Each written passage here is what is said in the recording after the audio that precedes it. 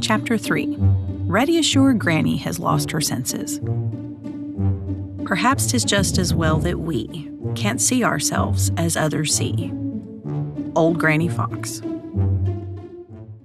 Just as I thought, muttered Reddy Fox as he peeped through the bushes on the bank of the big river and saw Quacker swimming about in the water where it ran too swiftly to freeze. We've got just as much chance of catching him as I have of jumping over the moon. That's what I'll tell Granny. He crept back carefully so as not to be seen by Quacker, and when he had reached the place where Granny was waiting for him, his face wore a very impudent look. "Well," said Granny Fox, "what shall we do to catch him?" "Learn to swim like a fish and fly like a bird," replied Reddy in such a saucy tone that Granny had hard work to keep from boxing his ears. "You mean that you think he can't be caught," said she quietly. "I don't think anything about it. I know he can't," snapped Reddy. "Not by us, anyway," he added. "I suppose you wouldn't even try," retorted Granny.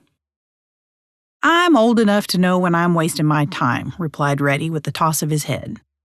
"In other words, you think I'm a silly old fox who's lost her senses," said Granny sharply. "No, I didn't say that," protested Reddy, looking very uncomfortable. "But you think it," declared Granny. "Now look here, Mr. Smarty. You do just as I tell you. You creep back there where you can watch Quacker and all that happens, and mind that you keep out of his sight. Now go." Reddy went. There was nothing else to do. He didn't dare disobey. Granny watched until Reddy had readied his hiding place.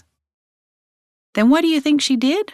Why, she walked right out on the little beach, just below Reddy and in plain sight of Quacker. Yes, sir, that is what she did. Then began such a queer performance that it is no wonder that Reddy was sure Granny had lost her senses. She rolled over and over. She chased her tail round and round until it made Reddy dizzy to watch her. She jumped up in the air. She raced back and forth. She played with a bit of stick. And all the time, she didn't pay the least attention to Quacker the Duck. Reddy stared and stared. Whatever had come over Granny? She was crazy. Yes, sir, that must be the matter. It must be that she had gone without food so long that she had gone crazy. Poor Granny. She was in her second childhood.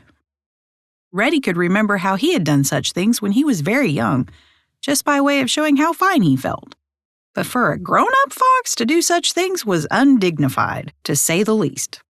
You know, Reddy thinks a great deal of dignity. It was worse than undignified. It was positively disgraceful. He did hope that none of his neighbors would happen along and see Granny cutting up so.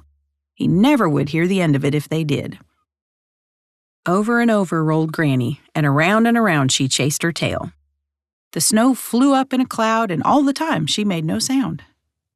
Reddy was just trying to decide whether to go off and leave her until she had regained some common sense, or to go out and try to stop her, when he happened to look out in the open water where Quacker was. Quacker was sitting up as straight as he could. In fact, he had his wings raised to help him sit up on his tail, the better to see what old Granny Fox was doing. "As I live," muttered Reddy, "I believe that fellow is nearer than he was." Reddy crouched lower than ever, and instead of watching Granny, he watched Quacker the Duck. Thank you for listening.